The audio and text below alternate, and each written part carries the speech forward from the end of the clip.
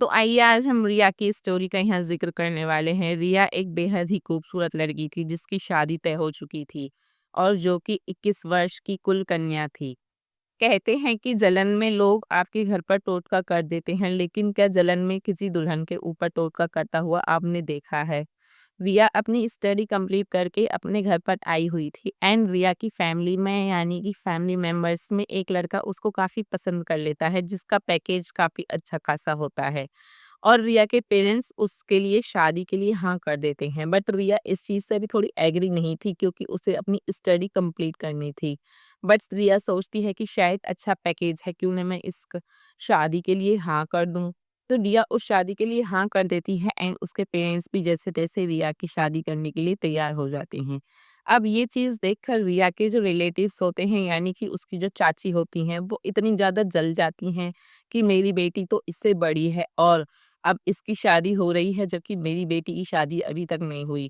क्योंकि रिया की जो कज़न थी वो हल्की-सी सांवले कलर की थी और वो इतनी बेहद सुंदर भी नहीं थी जो कि उसकी शादी इतनी जल्दी हो जाती।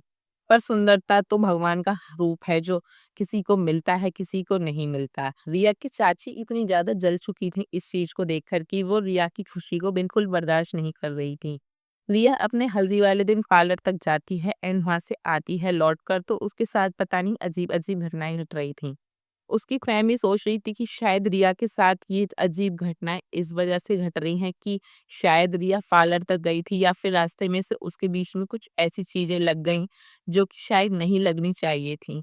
लेकिन होता क्या है कि हम लोग अपने बालों को या फिर अपने नेल्स वगैरह को ऐसे ही फेंक देते हैं, बट जो लोग होते हैं यानी कि हमारे दुश्मन इस चीज़ का बहुत ज़्यादा फ़ायदा उठाते हैं और ऐसा ही करती हैं उसकी चाची। रिया के बालों के साथ करती हैं वो टोटका जो कि रिया के लिए बहुत भारी पड़ जाता है। उसकी चाची क्या करती हैं कि उसके बालों को लेती हैं और एक ऐसे तांत्रिक के पास चली जाती हैं जो कि लोगों पर अपनी आत्माएँ छोड़ता था। रिया की ये गलती बहुत बड़ी गलती थी जो कि उसने अपनी चाची पर भरोसा किया। ख़ैर भरोसा क्या कह सकते हैं, आप भी अपनी चाचियों पर पूरा भरोसा करते होंगे और हम भी करते हैं। लेकिन ये जो दुश्मन होते हैं फैमिली में ही ये बहुत कम देखे जाते हैं। हर किसी के घर में ऐसा दुश्मन नहीं होता जो कि आपसे जल रहा हो। एक्चुअली में क्या होता है जब उसके ऊपर रिया की चाची तांत्रिक क्रिया करवा देती है। रिया एकदम अजीब-अजीब हरकतें कर रही होती है। रिया की मेहंदी वाले दिन रिया ऐसा मतलब वहाँ पर अपनी चीज़ों को फैला देती है और बोलती है कि मुझे नहीं करनी है शादी, जाओ यहाँ से और सब लोग भाग जाओ वरना मैं सबको एक-एक करके मार दूँगी। उसके पेरेंट्स समझ चुके थे कि हमारी लड़की पर किसी ने अपना वश कर लिया है यानी कि किसी आत्मा ने उसको अपने कब्ज़े में कर लिया है। रिया की मम्मी जो होती हैं वो उसको पकड़ती हैं और एक तांत्रिक के पास लेकर जाती हैं और उसे ठीक कराने की कोशिश करती हैं क्योंकि 2 दिन बाद ही उसकी शादी थी। उसे ये नहीं समझ आ रहा था कि 2 दिन बाद मेरी बेटी की शादी है और इससे आखिर हो क्या गया है।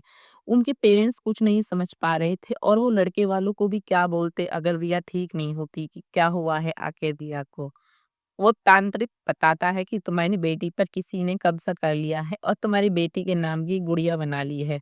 उसकी मम्मी इस चीज़ को सुनकर बहुत ज़्यादा डर जाती हैं कि हमारी बेटी ने तो किसी का बुरा भी नहीं किया, ना ही आज तक हमने किसी का बुरा किया। हमारे साथ आखिर ये किसने किया है और क्यों किया है? तांत्रिक बोलता है कि नाम तो मैं नहीं बताऊँगा पर तेरा अपना ही है। ये तो हर तांत्रिक का डायलॉग होता है कि नाम नहीं बताऊँगा पर तेरे अपने ने ही तुझ पर कुछ किया है। तो उसकी मम्मी बोलती है बट हमारी बेटी को ठीक कर दो, हमें नहीं जानना किसने क्या किया।